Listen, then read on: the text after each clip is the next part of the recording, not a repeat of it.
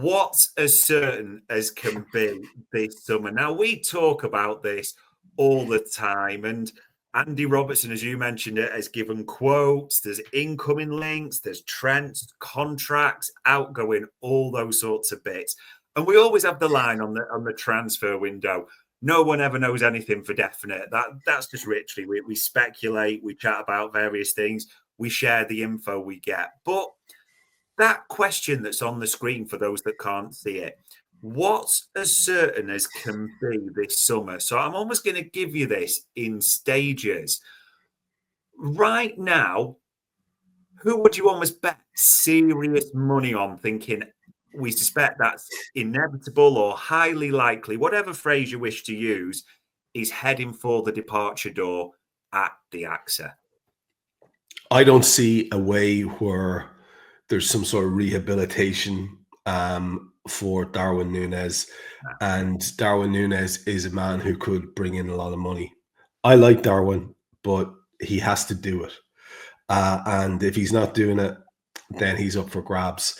And I think for an awful lot of people, whether they're fond of him or not, he's looking pretty much likely. Will also rattle in Trent into another certainty, because there isn't this much smoke without an actual fire. The lad wants to go.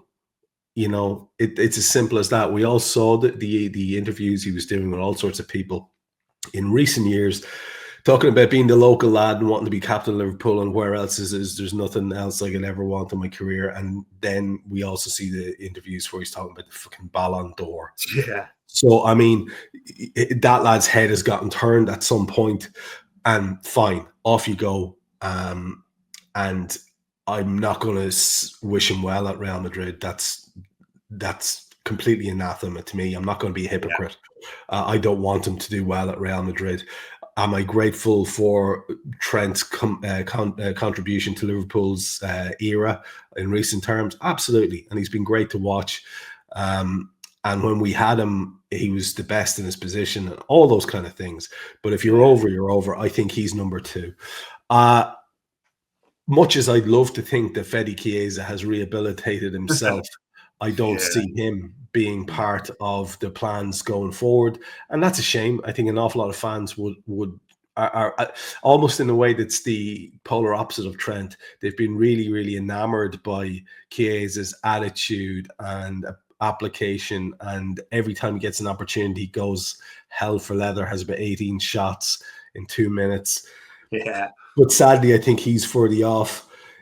Either Robbo or Tsimikas will also go, and I'm not sure. I'm of the opinion that if we get a very high-profile left full back in, that might push Robbo's buttons just enough.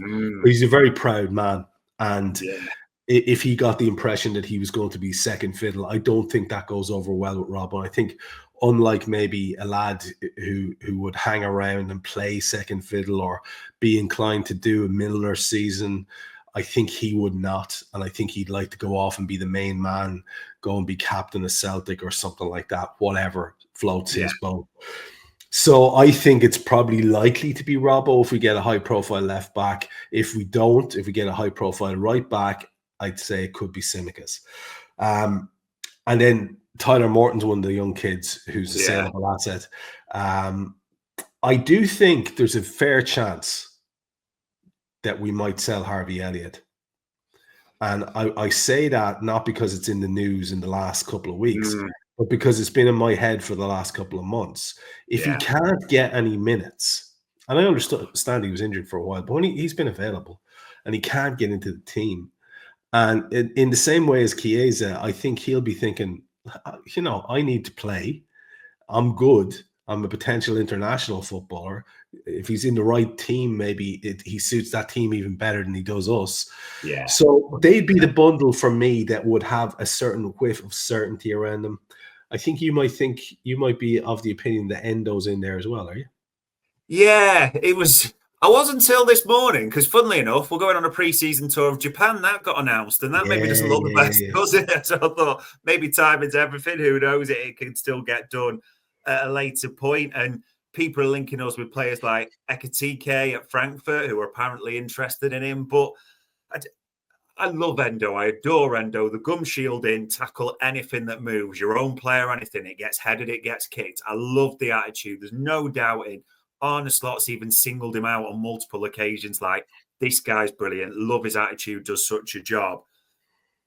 The one thing that you always talk about, you always hear, veteran players or players 32 is always talking about and up. I just want to play. You know, I'm in the twilight years of my career. I just want to play. And we love him when he's on the field. But the one thing Wataru Endo is not doing is playing at the moment. The minutes don't lie. It's a stark fact how little he's used. So I just put him in that one. I do wonder this, as you said, the Robbo Simicas thing. I think most people would naturally assume, and I get this, well, it'll be Simicas because he's second fiddle for Arne Slot, and Andy Robertson's played most of the season. That rotation seems to have been abandoned since Christmas time. I can get behind that logic. But like you, there's a lot of left backs linked, and there's some real strong whiffs around a few at the same time as well. You think back to a previous member of the leadership group who, upon being told that, listen, we're bringing in midfielders, you're probably going to drum right down the list here to a rotational option, didn't take it too well. Now, that does not mean for 1 second that Robbo is exactly going to do the same. It's the same set of circumstances, but it's a believable scenario, Trev. And like you, there's just a few I'm wondering, but it almost, I'm proper politicians answering it here as I'm whiffing back and forth. The second part I wanted to ask you almost was, you've given me your group that, yeah, I'd put money on. I fully suspect there's departing. Who's almost that second tier where you're thinking, I've got serious question marks over here, but William Hill, etc., you're not getting the deeds just yet. I'm not fully certain on it. Yeah. Well, actually, Endo might be sort of straying between these two groups for me.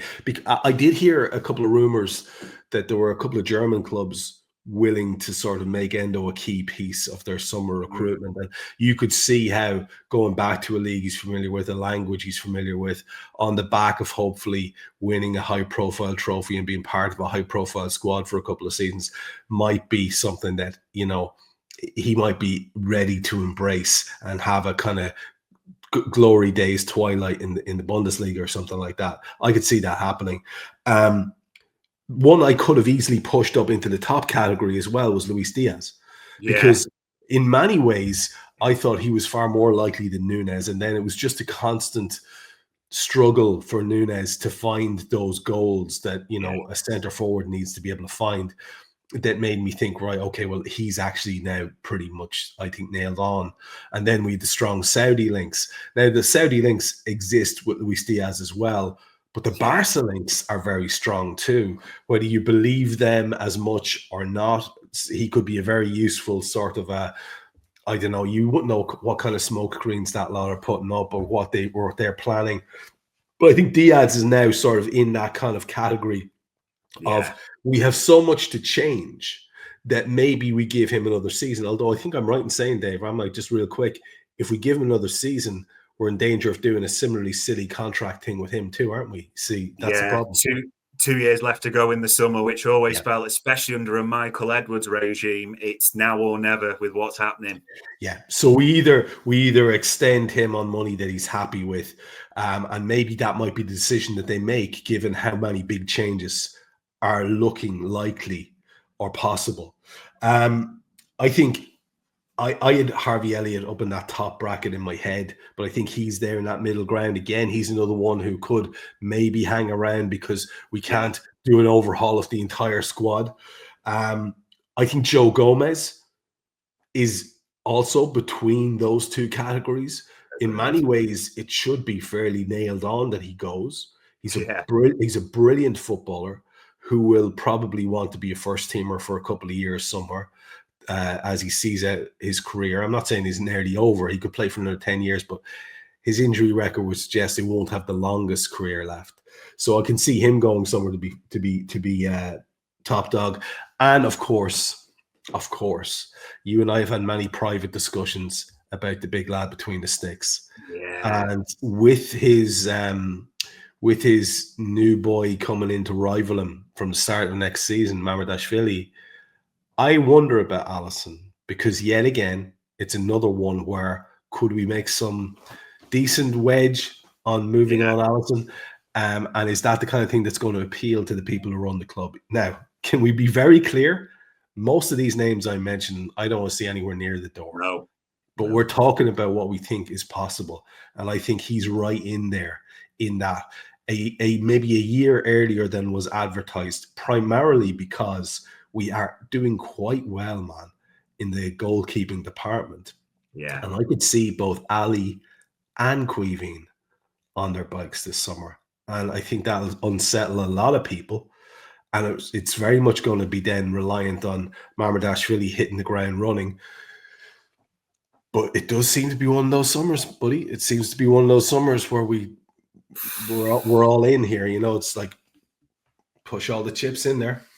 Yeah, it's push all the chips in, and it does feel like a massive shuffle of the deck. I mean, Ivan's even put there as well in the chat. He's been linked to Real Madrid. I hope they're looking at Canate. I mean, yeah, he might be running that contract down. That Jota is also in that 2-year or less category in the summer. It does just feel like so much can happen. There's never felt that it's that contrast, a good word, the juxtaposition of we're going to win the title and we should feel strong in that sense. But there is a question mark with varying strength against a majority of the squad, it's fair to say. And you're just wondering what could be or who could be heading for the exit door. I suppose the other side to that, and it was interesting even today, is who might be coming in and who you feel strong of. Yeah, this is a solid link. There's no smoke without fire. This isn't going away. Isak's been mentioned a number of times, and we've talked about him. It's funny, the Times comes with a big story today, doesn't it, to say Milos Kerkez will not be sold for less than 45 million for Bournemouth, and they wouldn't take part exchange offers. And funnily enough, Queven Kelleher gets mentioned in that article at the same time as well, and is linked with Liverpool. I mean, I asked you what's as certain as can be this summer in sort of your gut for who will depart. Who is it the other way? Who are you thinking I would not bet a penny against them doing the Axeline? I think that's a far less predictable category. There was some stories going around today which seem to be distancing Isak from Arsenal for various reasons. So then you start to look at his options, and if he's serious about wanting Champions League football, his options are getting smaller. And maybe the mad thing happens and we decide to go big in on this kid. And it's just because it's such a relentless rumor. I still think it's too daft financially for us to ever really consider it. So it's one of those ones that I haven't allowed myself to believe. And there's no real rival. Jokeres was a lad that we were linked with earlier on. Now Arsenal fans are convinced he's absolutely going to them. But there are no other really jumping out at me that won't go away links. Jonathan David was being linked today as well. But it's just, I find it hard to find anyone in that forward category. And especially you were right there to mention Jota, who, if Nunes had done it this season, he'd definitely be going. He would be on his bike this summer. There's no two ways about it. If Nunes was doing the business, Jota would not be here next season. So there's even more unsettling. I think the one that's likely to happen is the one that you mentioned, is Kerkez. Because there's just so much there by way of him already being Premier League proven, him being a kind of a certain type of profile where he has that physicality. He does look like a bit of a barrel there heading down the wing at times, and he seems to have, if not the peak Robbo end product in terms of the crossing, an ability to get it into that danger area. Now, I've yet to hear any great detail or pronunciations on what he's like as a defensive fullback. So that's interesting. But I think of all the ones that we're hearing, the one that's probably the most likely is that one, because I can see us pulling a few strokes with a player part exchange there with that club, a player that would do a great job for them. I mean, maybe even a Joe Gomez. You know what I'm saying? Is there a way there that a deal like that could be done? I don't know, but I'm just thinking that's the most likely. Do you have anyone that you're sort of hanging your hat on? You think is pretty much nailed on? It's the absolute contradiction as for the info obviously we do the transfer show, we talk through the info we get and the bits. I think a lot of people can build the shortlist almost, especially with the number 9, can't they? Like Isaac, he's like, can you do it? All the question marks there. Alvarez, another that they clearly like, but whether they can do that, it's just the chasm feels vast for those two. Ekitike is the latest one that is quite clear they like. Kuna's come up. Liverpool are clearly looking at a lot of number 9s or people that can play that position, whether you class them as a 9.5, a 10, whatever, someone who can sort of lead that forward line in different ways. There's zero doubt on that. And yet, because there's zero doubt on the multitude of names, that means you wouldn't put any coin on anyone seriously, would you? There's just question marks because of the list in that sense. What do you think about the ones that are being linked via the sort of, these are beloved of the nerds, right? The ones that have been scouted within an inch of their life. You get the impression that Martin Fernandez is one of those. You get the impression that who's the other guys, that Amora might be one of those as well. I mean, maybe we should just see the wood for the trees and think, well, okay, they're probably the most likely, if we're being perfectly honest. The ones that have the underlying numbers and the youth on their side and all that kind of thing. Maybe they're the ones that we should be going on. It would be completely unsurprising if we go for them. And it would be a little bit underwhelming for an awful lot of Reds fans. But we said that about Mo Salah. We said that about Sadio Mane. Yeah. You know what I mean? Yeah. Most people didn't expect Virgil van Dijk to be the success he was. Most people thought that Fabinho would come in and do a job, but they wouldn't have seen him being the best holding midfielder in the world for a couple of years back to back. So we got to maybe trust these people to do their job. It's a fair point. And that question, so what's as certain as can be this summer, for me, however people wish to phrase it, I would be astonished if there isn't a nerd-based signing. Because if there's not a nerd-based signing, what the hell was the point of going back to all this model with Michael Edwards overseeing it all and all the people in the different roles and Julian Ward coming back and Spearman and all the cogs that go into that machine?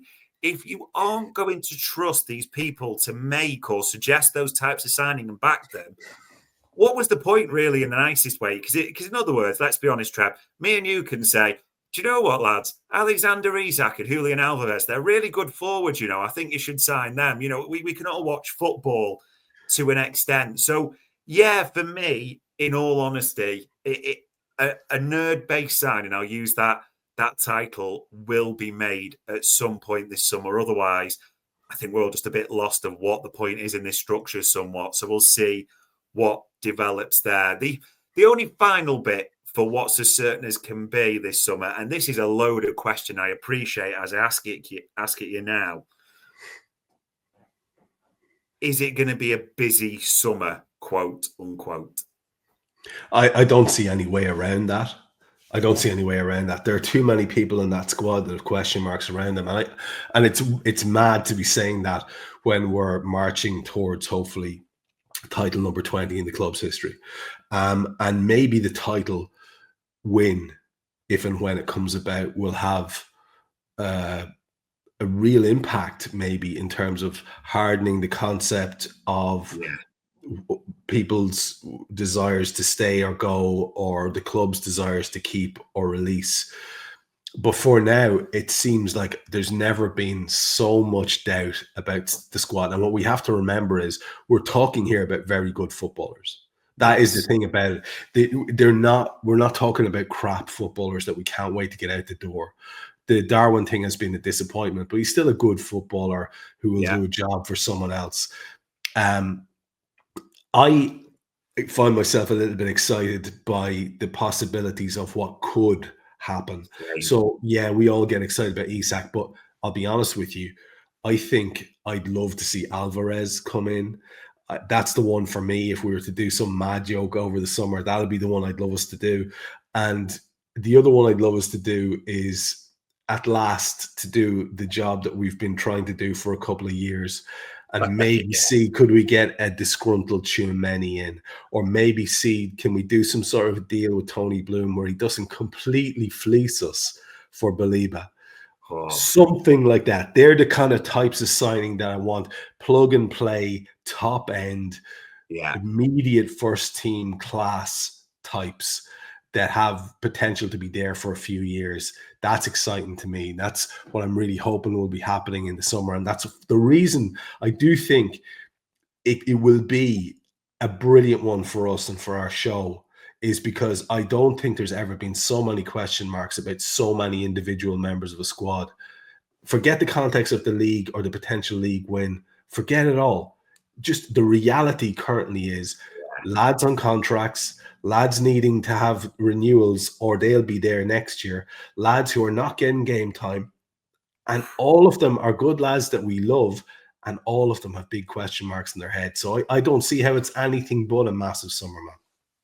Yeah, it does just feel that way. And you might think differently, people, but if you can bring the evidence to the contrary, we're really struggling to see it right now. What will be, will be. So there you go. Remember, it is never just a title. Savor every minute on this run-in. It's absolutely brilliant.